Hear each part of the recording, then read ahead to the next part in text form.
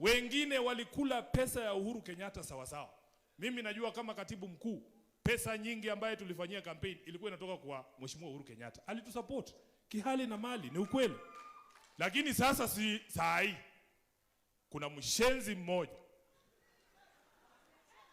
mmoja ametambua kwamba kuna ubaya ya pesa ya Uhuru Kenyatta.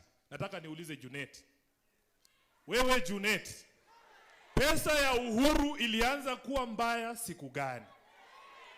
Siku ile ulikuwa unachukua hiyo pesa na hata yote hukuleta kwa chama.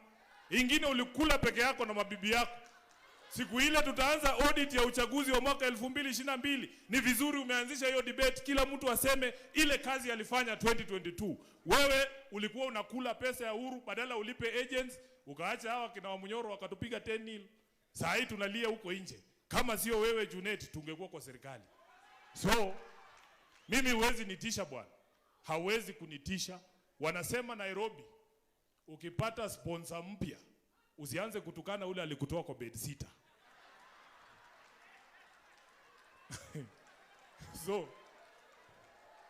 So mimi nataka nikamilie hapo. Niwaambie Mheshimiwa Gachagua, hakuna mtu ambaye ana uwezo ya kunifukuza ndani ya chama cha ODM. Wewe tulia tu. Sisi Waluya tunasema mkienda kuwinda mnyama ambaye amekuwa akikula kondoo, anakula kuku yako, amuendi wote kwa laini moja namna hii. Sijui kama mnanielewa? Mnanielewa? Wewe ingilia hii pande, akifikiria ni wewe, anasikia amepigwa mshale ya kifua. Anasikia mwingine amemshika shingo, mwingine amemshika mguu, kidogo kidogo fisi wapi? Chini.